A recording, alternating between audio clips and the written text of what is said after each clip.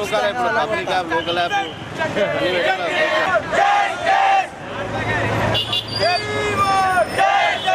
కల్పించాలి హాస్టల్లో ఉంచాలి ఎస్సీ ఎస్టీ బీసీ మైనారిటీ హాస్టల్లో మౌలిక సదుపాయాలను పెంచండి ఖబర్దార్ ఖబర్దార్ విద్యార్థులతో చెలగాటమా అయిపోయినాక ఇస్తూనే ఉండు ఏం కాదు 10 నిమిషాలు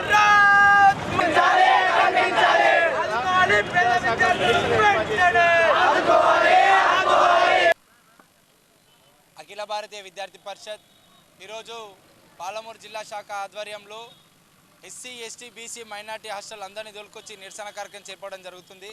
దీనికి కారణం ఏంటంటే గత ప్రభుత్వం కేసీఆర్ ప్రభుత్వం ఉన్నప్పుడు ఏదైతే ఇబ్బందులు పేద విద్యార్థులు ఇబ్బంది పడుతున్నారో ఈరోజు కాంగ్రెస్ ప్రభుత్వం వచ్చిన తర్వాత కూడా అదే ఇబ్బందులు పడుతూ ఉన్నారు.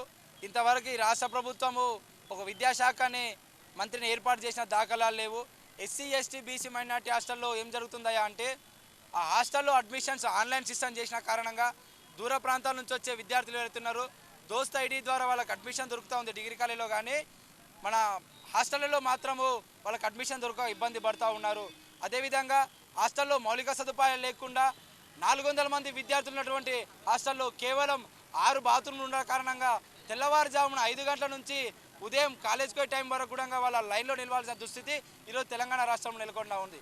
అదేవిధంగా ఈ దూర ప్రాంతాల నుంచి వచ్చే విద్యార్థులు ఎవరైతే ఉన్నారో ఈ ఆన్లైన్ సిస్టమ్ ముఖ్యంగా ఆన్లైన్ సిస్టమ్ చేయడం కారణంగా వాళ్ళకి అడ్మిషన్స్ దొరకక హాస్టల్లో అడ్మిషన్ దొరక ఈరోజు బస్ స్టాండ్లలో ప్రైవేట్ హాస్టళ్లలో రైల్వే స్టేషన్లో పడుకోవాల్సిన పరిస్థితి ఈరోజు తెలంగాణ రాష్ట్రం నెలకొంటా ఉంది. ఈ సందర్భంగా రాష్ట్ర ప్రభుత్వం ఒకటే హెచ్చరిస్తూ ఉన్నాము, వీళ్ళు వీలైనంత తొందరగా విద్యాశాఖ మంత్రిని ఏర్పాటు చేయండి. అదేవిధంగా హాస్టల్లో మౌలిక సదుపాయాలు కల్పించాల్సిందిగా కోరుతా ఉన్నాను. నా పేరు సతీష్, ఏబీపీ పాలమూరు జిల్లా.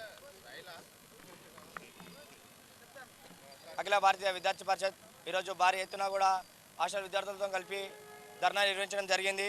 ఈ యొక్క ధర్నా మన పాలమూరు పట్టణంలో కాకుండా విద్యార్థులను పట్టించుకోకపోతే భారీ ఎత్తున కూడా తెలంగాణ ప్రభుత్వం నలుమూలన కూడా చుట్టుముట్టి విద్యార్థులకు న్యాయం జరిగేంత వరకు కూడా పోరాడతామని డిమాండ్ చేస్తూ ఉన్నాము. అదేవిధంగా కూడా మనం తెలుసుకున్నట్లయితే ప్రతి ఒక్క రూమ్లో ఒక 400 విద్యార్థులు కూడా ఒక్కొక్క రూమ్లలో కూడా 40 మంది ఉంటే ఒక రూమ్లో ఒక లైటు ఒక ఫ్యాన్ కూడా ఉండడం జరిగింది. ఒక ప్రభుత్వం కూడా ఏర్పాటు చేయలేదు.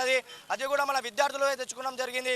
అదేవిధంగా కూడా ఎంతో మనం తెలుసుకున్నట్లయితే మన మెనూ కూడా చెప్పడం జరిగింది. మెనూ కూడా ఇంతవరకు మెనూ ప్రకారం కూడా విద్యార్థులకు భోజనం కూడా అందజేయడం జరుగుతుంది.